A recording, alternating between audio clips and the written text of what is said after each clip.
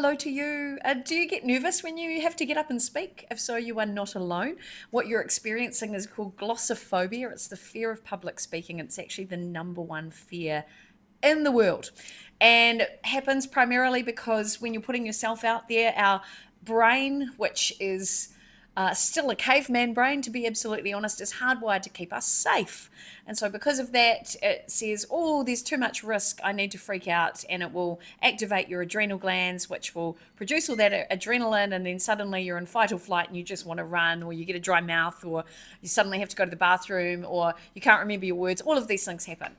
So today I wanted to teach you some techniques to override that, because the brain can only handle a certain amount of data at any given time. So we can intentionally use tips or tricks or techniques to override that fear space and hopefully get on with our presentation, and it's not too bad. That's my hope for you.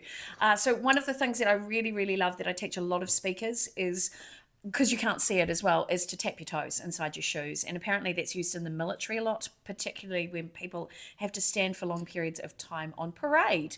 So you can do that and it keeps you present, it keeps you grounded. Again, it misdirects your brain away from thinking about your nerves. It makes you think about your feet inside your shoes. It brings you back to the present moment. So that can really help. One of the other things that I notice is sometimes, particularly when my people I'm working with or when speakers are neurofabulous, and I love you all, I identify as neurofabulous as well, and you might see somebody who is tapping their leg, bouncing on their toe. If they are doing that, do not tell them to stop. That is how they're regulating their nerves and their nervous system. So give them space to do that. Honor it. If you're doing it, I honor you for doing it, and how you manage yourself is amazing.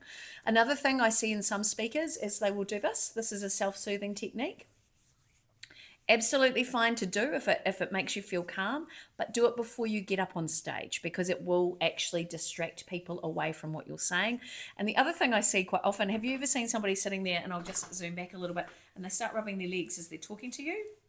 I know it can be a bit weird, but again, it's another way to regulate your nervous system. Fine if you're sitting down and you're talking to somebody, a bit weird when you stand up and do it in front of an audience. You get the drift. So, those are really simple ways to regulate your nerves if you are nervous as a speaker.